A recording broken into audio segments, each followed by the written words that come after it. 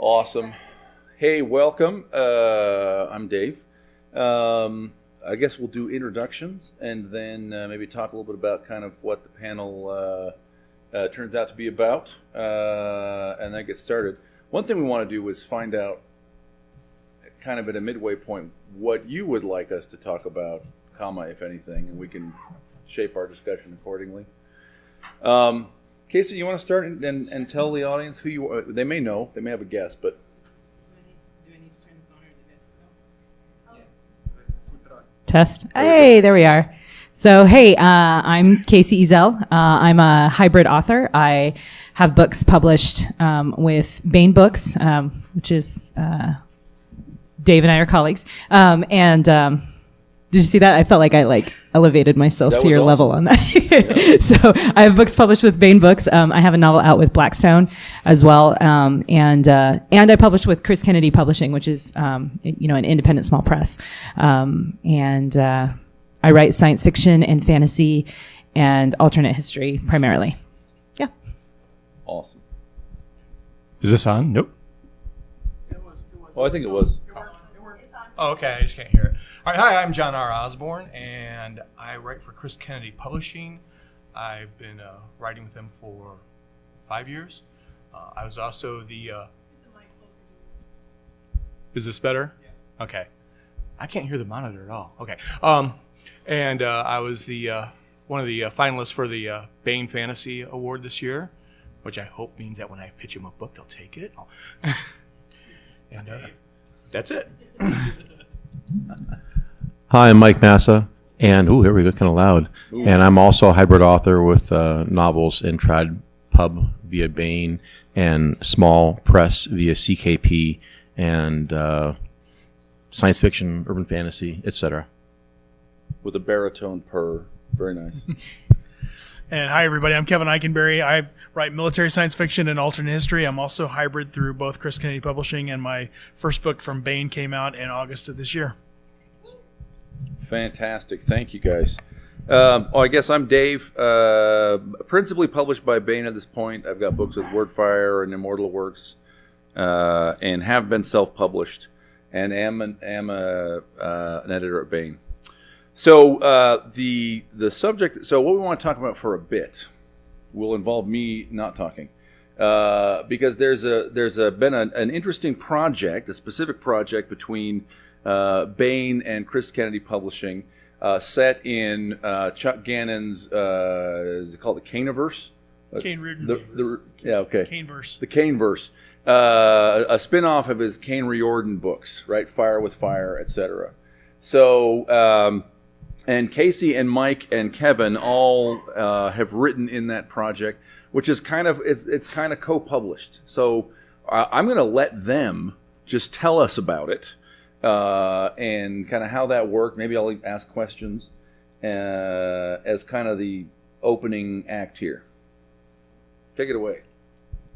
So the name that Chuck has assigned his series, both the standalone novels and some of the ancillary works, is called The Terran Republic. It's set about 150 years in the future, maybe a little less, maybe closer to 100.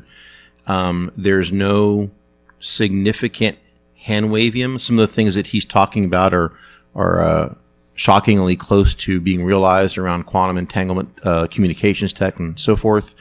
And the Earth discovers as part of a small galactic civilization. Not surprisingly, some of Earth's neighbors aren't very friendly. They've been here before. They're going to come again. They might even invade. And one of the things that they've been doing since they've been around for so long is they sort of sampled the human population in previous eras. And those groups are called the Lost Soldiers, which form an additional branch of books that Chuck has been developing with a group of co-authors and releasing initially through CKP, and I believe there's discussion of some of the compendium is coming out via Baen. Is that a correct statement? I actually, Kevin's nodding, so I'm going to say yes. I'm not in those discussions. So the way that it worked was there were the first season, if you will, were 6 novellas, and the 6 novellas that were then captured into an omnibus called Murphy's Lawless. And that was our first iteration. And the second season has come out, and the original intent was to do the same thing with 6 novellas. And then what ended up happening was the first 3 novellas that were mine and Kacey and Bill Webb's were banded together as Watch the Skies. And then the second one, which Mission Critical is its name, was supposed to be the other 3 novellas, and it was going to come through Chris Kennedy Publishing. But that has been picked up by Baen, and it has a release date. I'm not sure exactly off the top of my head what that is. I think you're right. I think it's in the spring, so March of 23. Mission Critical will come out through Baen, and now the subsequent works in Murphy's Lawless will come out through Baen Books. Yes.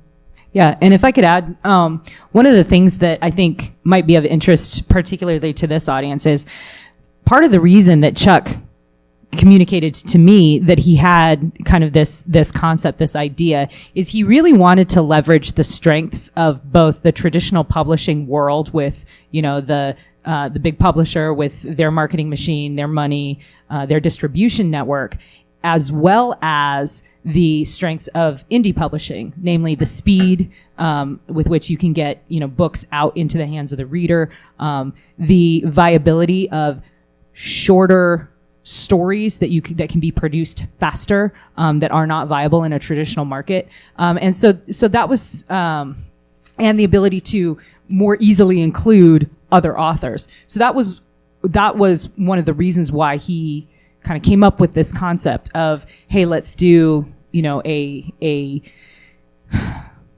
kind of like a braided series, right, where I have one line going through the traditional publishing route with the novels, the Fire with Fire novels, and there's a ton of titles, and I just can't think of any of them right now because clearly, why would I? I'm on camera.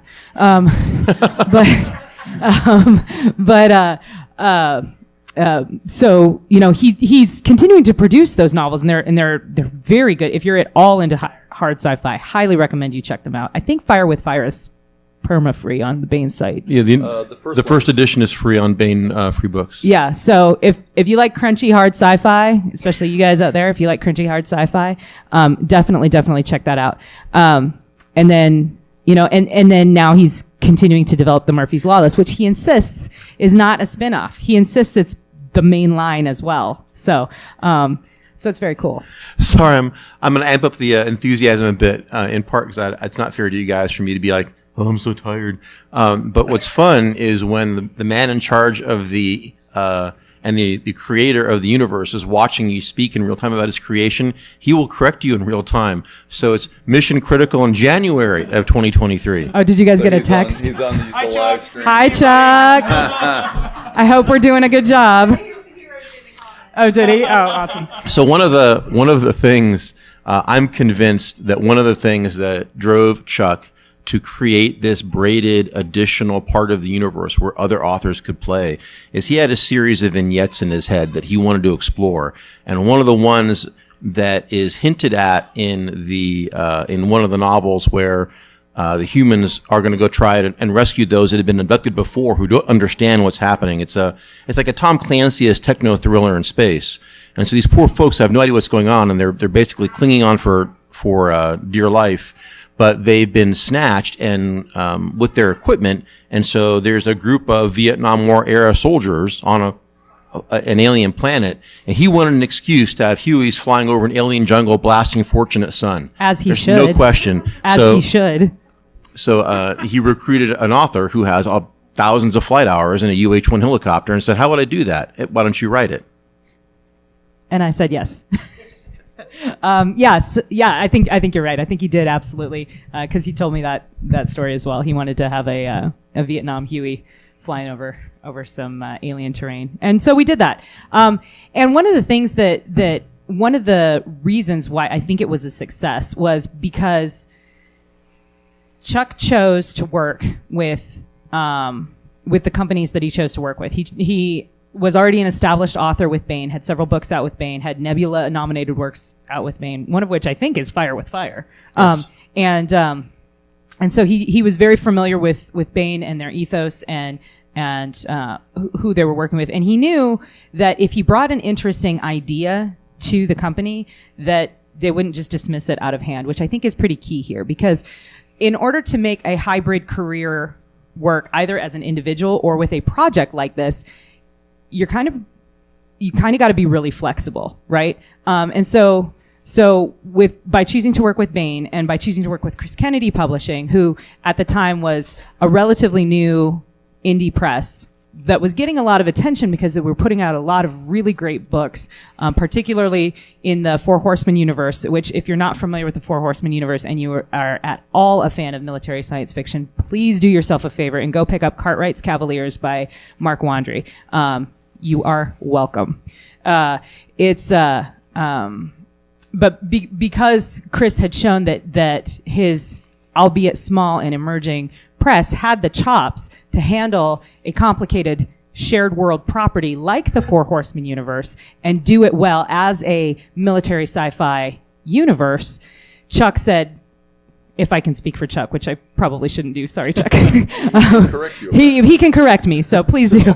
But I think that my understanding is that's what kind of attracted Chuck to Chris Kennedy's publishing house, in order to make this project happen. So what's the lesson that we can take from that, right? Well, again, if you're interested in being a hybrid author, which if you are, I'm happy to talk forever on this topic because it's something I'm pretty passionate about. If you're interested in being a hybrid author, think about who is it that you want to work with to establish the different legs of your career, if you will, right? Which publishing houses are going to allow you to kind of play both sides of the coin? Because I was speaking with another wonderful woman yesterday that I met here. She's my new best friend. And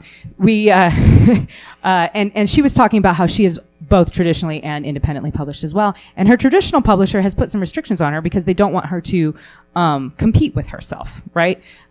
So there are definitely challenges. It's just something that you have to be very intentional about if you desire to be a hybrid author and have this kind of like one foot in each world type of career. You have to be very intentional about it. You have to consider these things and come up with viable solutions. And to take it back to the Murphy's Law list thing, I think Chuck was very successful in doing that, and he enabled several of us to be very successful doing that as well.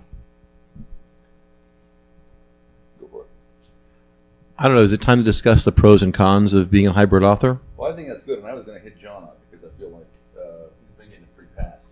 Well, and I wanted to hear first, maybe some of your perspective. I think some of the background of this is that there's a lot of shared kind of culture and events and even geography between CKP and Baen, right? LibertyCon is sort of famously BaenCon. There's a lot of CKP people there. FantasyCon kind of is CKP Con, but David Weber, Flint, right? Others. So I actually want to hear from you about kind of how you perceive that space, and what do you think about kind of that hybrid culture? And okay, so one of the in jokes, is this on? Okay. Hello.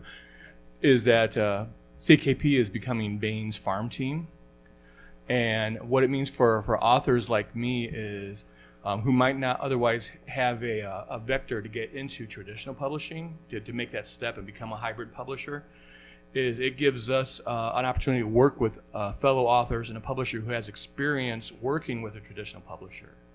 And so that way I can learn the kind of things that I need to develop to improve my chances so that when I do try to get into a project with someone like Baen, that they'll take it and I'll succeed. that's interesting. Mike, did you have comments about pros and cons about?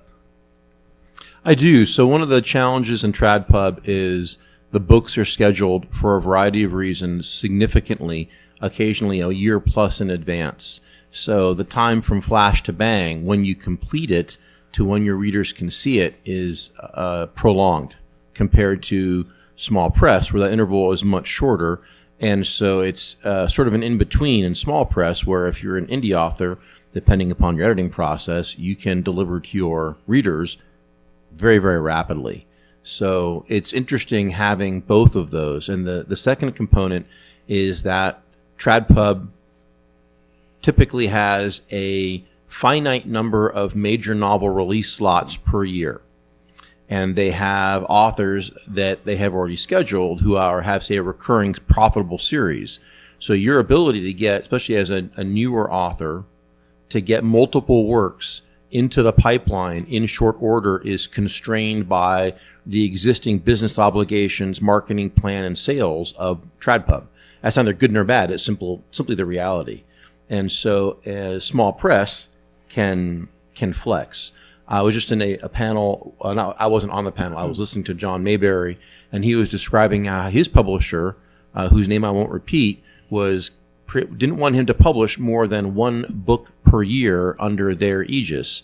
So he said, "Okay, that's fine." And he read his contract very carefully. Nothing kept him from picking a dissimilar genre, still fiction, still urban fantasy. Whether it wasn't sci-fi, it was, say, urban fantasy, and doing that with someone else, so he could have multiple books out per year. And of course, that increases his income stream at a personal level. Yeah. Chuck has an interjection from the comments. An interjection. Awesome. Going with CKP reason, it was Chris, his authors, and the culture and principles that were the rule at the imprint. Rule 1, have implicit trust in those you work with. Okay. Very cool. Chuck, we love you too. And I actually want to comment on something John said. I think it's not a wrong impression that indie publishers may serve as kind of like the farm team, but it's not a complete impression, right? Obviously, because Chuck already had Baen books, and then he took a project to CKP, right? Mm-hmm. And I mean, frankly, at this point, if Brandon Sanderson can self-publish some things, right, anybody can.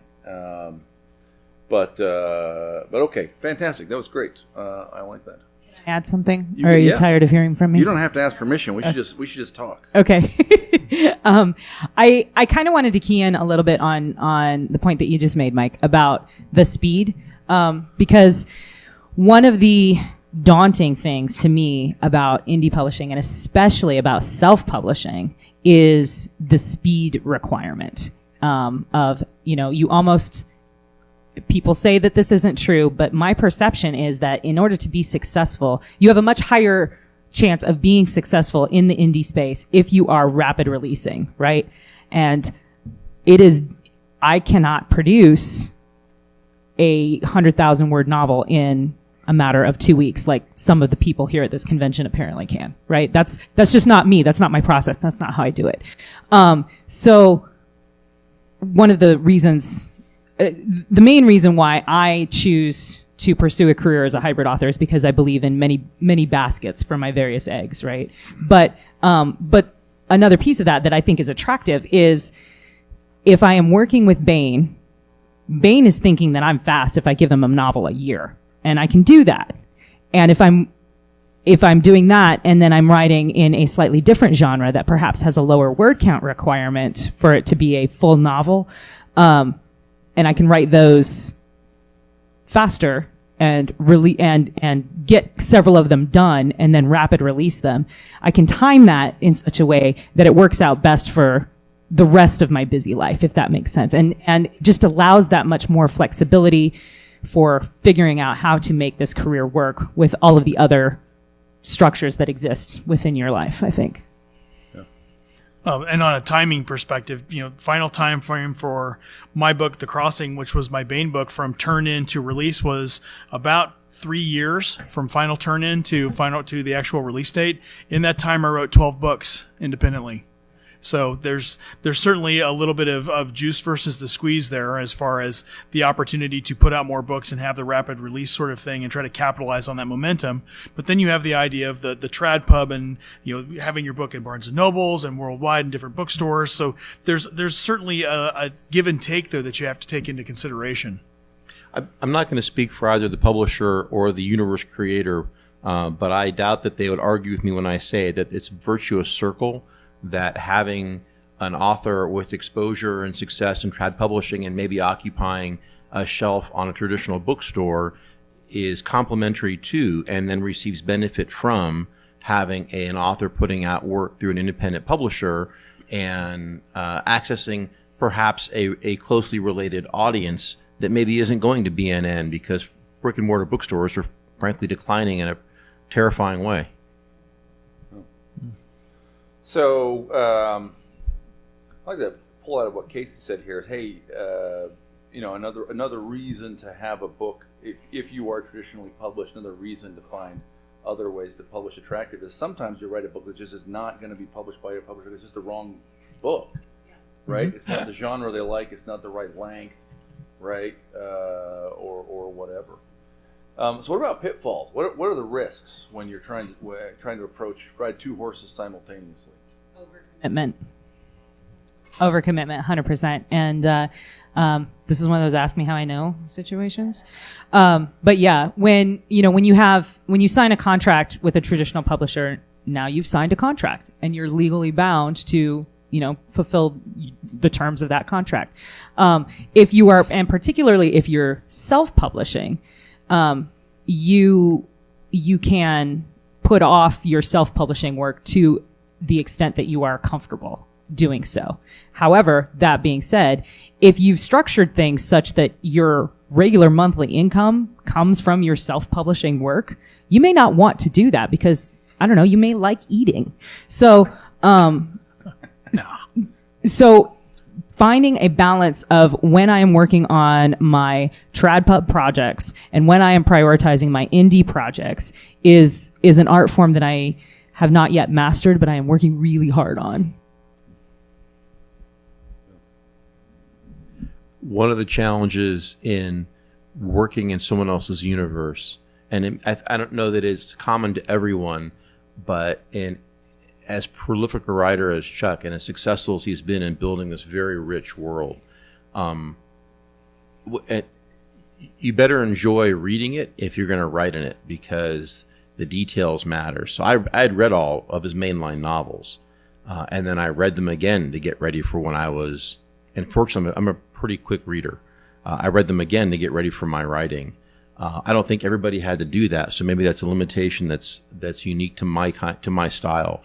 But it was not inconsequential to have to do another roughly 500,000 words of reading to make sure that the details were fresh. And then I had fellow authors calling me because they bastards didn't do it themselves. They'd ask me the questions instead of Butler and Chuck. But I hope you gave them the wrong answers on purpose. No. Well, and let's be clear, we had the 500,000 words to go back and read because I read them all too. But then Chuck also sent us a stack of documentation of things that were not published in any way, shape, form, fashion that we also had the opportunity to go through as reference materials. So that was quite the undertaking. Yeah, it was non-trivial.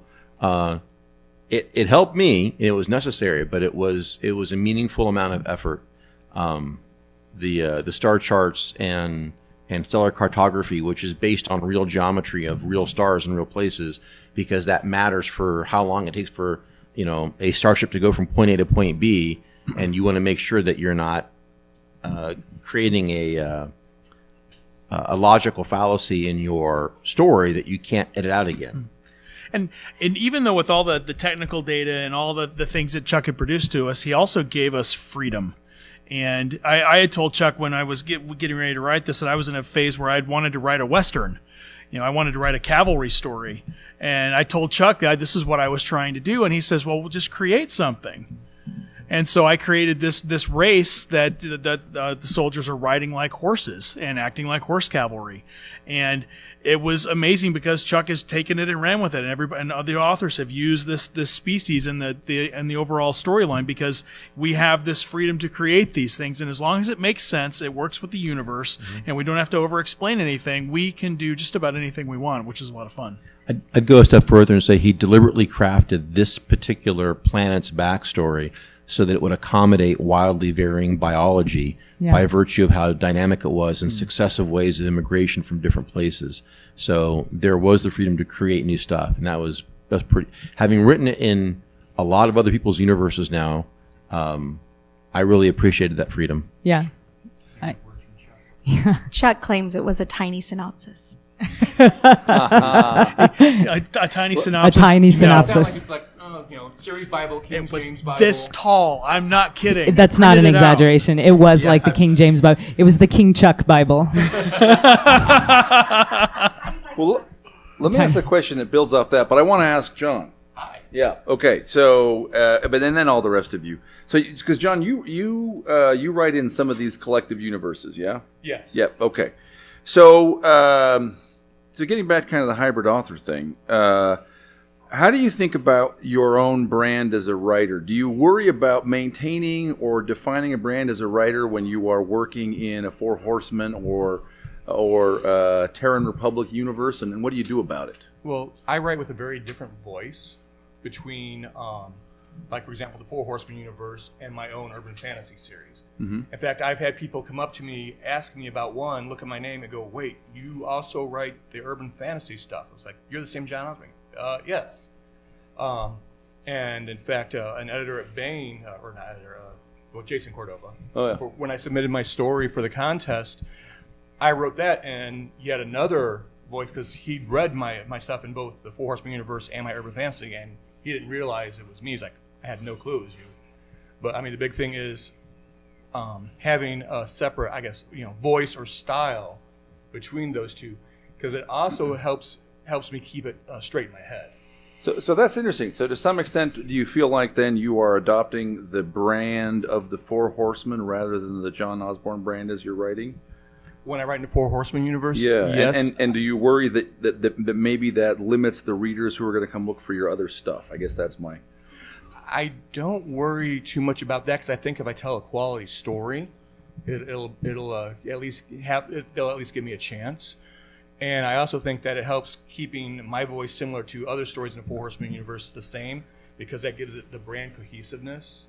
For example, if you look at a Four Horsemen book, you look at the cover, it's a Four Horsemen book. Sure. And I feel like that should also carry through to a certain extent to the prose. I mean, obviously every author has their own style, but if you see like how I write in my Bjorn Berserker's books in the Four Horsemen universe, their pattern fairly similar to what other authors write in that universe.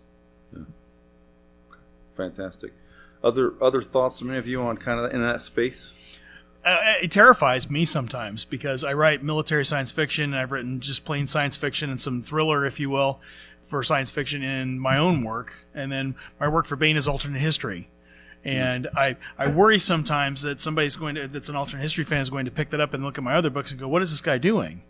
And vice versa, because it like John says, it's a totally different voice. It's a totally different perspective. It's a different way of writing and to follow the different genres. So in some ways it terrifies me, but at the same time, like John said, it's about the story. If I'm telling the story that I want to tell with the characters that I've developed emotional resonance in the audience for, everything else will kind of take care of itself. I just have to be smart enough to get out of my own way and say that it's okay to write alternate history here and other projects here and something else that may be coming out of my mind in the next 2 years. Just because it's all going to be different doesn't mean that I have to pigeonhole myself and say I only write this way or I only write that way. I just have to get out of the way. So I think there's kind of two answers to this, right? On the one hand, not sticking purely to one genre can 100% be a detriment, particularly in the indie space. Sure. Because you build a sci-fi audience, they want to see sci-fi from you. Sure. And if you then go and throw in an alternate history story, they're like, what the F, yo? Like, this is not, if they're big enough fans of yours, they might give it a chance and they might actually find something that they like. But if what they want is sci-fi and you don't give them sci-fi, they're not really necessarily going to appreciate that. So that is something that, like Kevin said, gives me concern.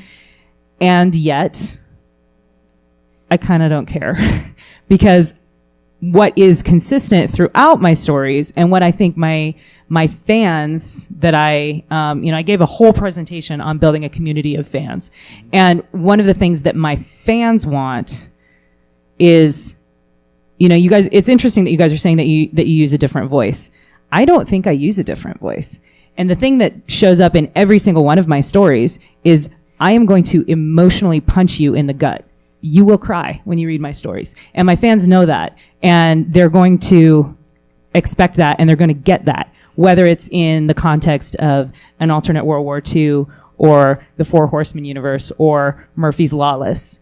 I'm going to pull those same emotional threads, which is going to create that same dopamine response in my fans that they have become addicted to.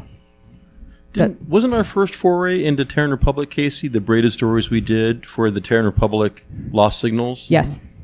So that's true. She will, in fact, punch you. Yeah, so we had braided stories where we told my point of view were the invaders and her point of view were the Earth resistors. And yeah, mission accomplished. Thanks, bro. It's not a metaphor. She gets a list of purchasers and comes to your house, and No, I don't physically punch you in the gut. I emotionally punch you in the gut. I respectfully submit that it is useful to write cross genre, and it's okay if you are perceived to have a different voice from a business perspective, because as one niche may find its popularity waning, the other one you may find yourself in would be waxing. Yeah. And my personal answer to that kind of situation is that I'm not abandoning any one genre. I may go off and work in this other genre for a little while, but I'm always going to come back to sci-fi. I'm always going to come back to alternate history. I'm always going to come back to fantasy. Chuck has more words, you guys. From Chuck, some context on voice and genre shift. These are not only some of the most superb, but flexible authors I have ever had the honor of working with. It's difficult, but you, make it look easy. Thanks, Chuck. very supportive. Yeah. 10 years of dance training didn't go amiss. Nice. That was a flexibility joke. I was going to guess yoga. Also true. Yeah. Yoga.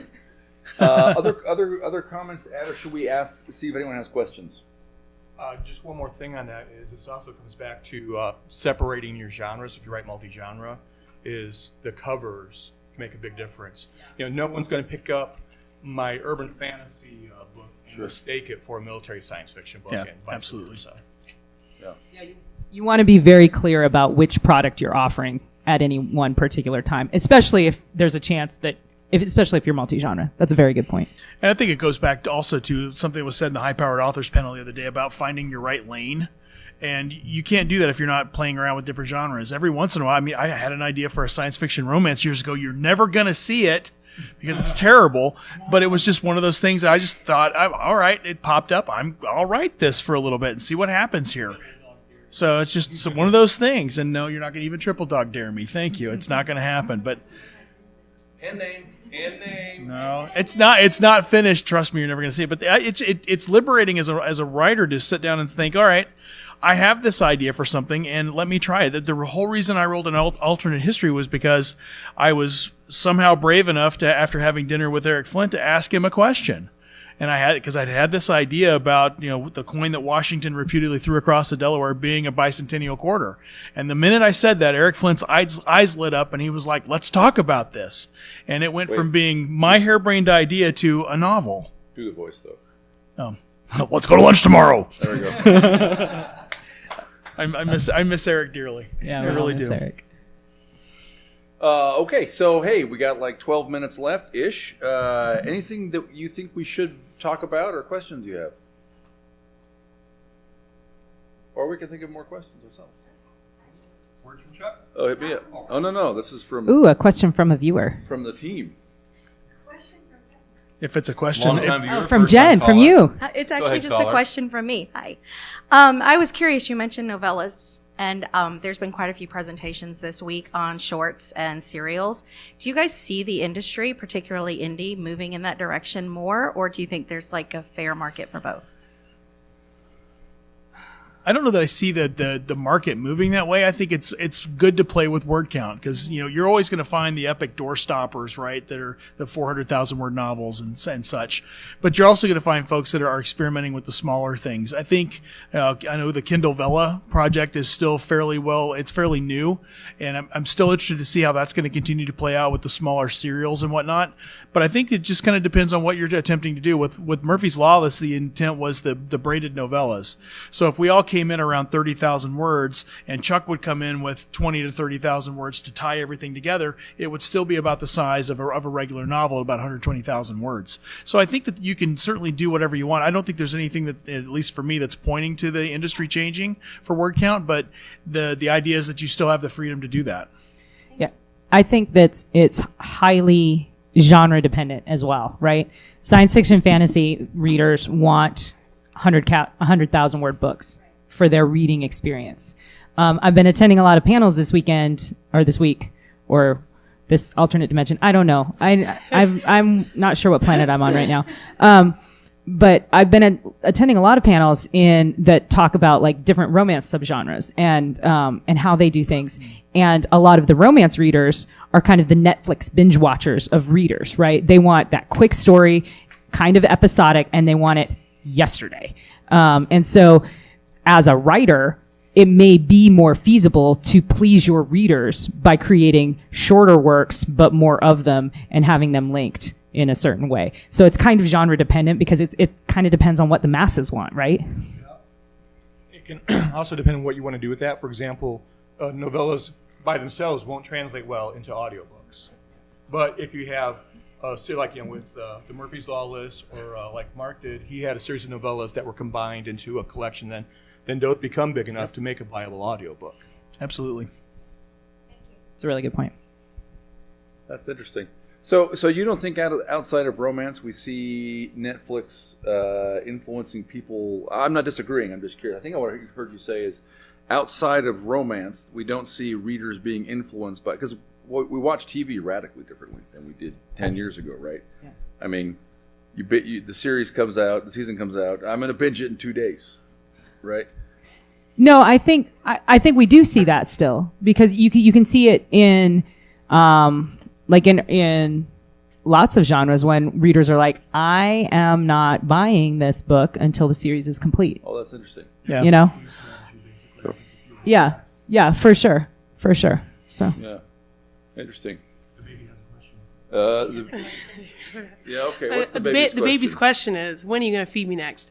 No, my question is, for authors who are maybe newer in their career and kind of just getting started, building up momentum, seeing what Chuck has done and what many other authors have done with big shared universes that a lot of other authors have gotten in on, what might you recommend in terms of, how you construct new ideas or new universes you create to open them up to the most potential for becoming those sorts of shared universes? So, I mean, I'm not necessarily looking to create a shared universe, but I'm thinking, well, what if I did? Like, what kind of elements make it a thing that can be shared? Or is it all up to the writer? Could any universe become a shared universe and it's just all up to the writer? I'd be really curious as to your thoughts on that. So Dakota Kraut had a presentation earlier today that made some really good points about how exactly to do that. And essentially what it boiled down to in my mind was, when you are doing your world building, be very deliberate and very intentional about creating systems that work equally well for everyone within your world building, whether that be a magic system, a legal system, a monetary system, an employment policy system. It does not matter which genre. Whatever the rules of the universe are, whether they're physics or magic or, like I said, a legal system, they have to be consistent through, for each character. Your character as the main character can be special and can bend the rules or find a way to work around the rules, but they can't actually break the rules, because then that breaks the story. That was his point. And I think that is certainly very applicable to a situation where you're trying to build a shared world universe, because you then have to be able to communicate those rules to the other players in your IP in order to preserve the integrity of your IP. So step 1, do some awesome world building and be very clear about the rules. Step 2, write a good effing story. And step 3, find the people you want to work with and bring them in and make sure they're as bought in as you are. Because if you bring someone in and they're not completely feeling it, mistakes are going to be made. That quality we were talking about earlier is not going to be there. You've got to make sure that all of that is there from the get-go. As an old school gamer, I liken it to when you're a DM building a world, the difference between building a confined game board where the players can only move to spaces versus building a sandbox. If you're going to do a shared universe, you want to have a sandbox so you have room to grow. You can do, you're not limited to finite positions, because even with an awesome Bible, you still need to give your writers some flexibility, or else they won't be able to tell their stories. Yeah. Just as an aside, Michael Anderle and Mal Cooper did that. They had a shared universe where their characters all met in an intergalactic bar. Tell stories. I have wisdom from Chuck. Novellas are optimal for cross-platform market access. 25 to 40K is what you want for web series, movie, graphic novel. Easier to pitch to media folk. 100K plus can make TV/film execs' eyes cross. That's a really good point. Yeah, it is. You can craft a universe to be rich enough in the number of supporting characters and locations that it sort of has an organic, to put it in software engineering terms, API. You can just go to GitHub and pull it down, or the author can be really savvy and create a couple different places where characters, including a sort of unnamed extras, would congregate, so that you can also give your supporting authors a chance to create entirely new characters and not just inherit a existing named character. When the 1432 universe took off from Ring of Fire Press, they were challenged in that they only had, I think, 600 and some modern people that had gone back to the 15th century, and in a short order, they were all accounted for. Yeah. If I can throw out one more thing I just thought of to go back to your question, Lydia, too, with the author piece, it's communication. Yes. It's being able to, once you have a group of authors that start writing together, it's constant communication so that everybody's aware of what the plan is or where things are going. And as you bring in new authors, and the new author comes in and talks to one person, says, I'd like to do X, Y, and Z, everybody that's involved needs to know what that is, because you may be working on a project that's a year or two down the road, and what that person is proposing is going to affect what you're going to do. So you have to have that communication constantly. Wisdom from Chuck. Shared worlds, models for market. Know what you as the manager want to do, will do, or don't want to do. Understand who you're going to be as the cat herder. Which is essentially what you were just saying. Very true. So it seems to me, and I actually am not a shared worlds writer or creator, at least in fiction, but it seems to me that you want to, as you're building that world, you want to make sure that there's a lot of potential conflict, and it's not all the same conflict, right? The Middle Earth, as seen through Lord of the Rings, is really all one conflict, and I guess this is what you want to do and what you're willing to do. You know, unless you want people to write the story of this rider of Rohan and this person losing in his house to Sharky in the Shire or whatever, maybe a shared world should have maybe multiple sources of conflict or multiple kinds of conflict built into it. What do you think? Crazy? I don't think that's a hard and fast rule, because I think that, for example, in the Four Horsemen universe, the Four Horsemen universe set it up so that there was a kind of a galactic constant low level of warfare. So there was the potential for multiple different sources of conflict that writers were encouraged to explore and allowed to explore. However, the vast majority of the novels that came out, they took some of those side threads off of the main conflict that was explored in the kind of in the mainline novels, and took those side conflicts and pulled them out, explored them, and then braided them back in. So I think that there is a way to do what you're talking about, where you have one main meta conflict that's going on in the universe, and to explore facets of that conflict with different characters in different settings, with different motivations at play. But it's something that has to be, the main conflict has to be big enough to support that. And back to Kevin's point, the communication has to be paramount, because, otherwise you could end up messing up something in the approved timeline, and, then we're all screwed. Yeah.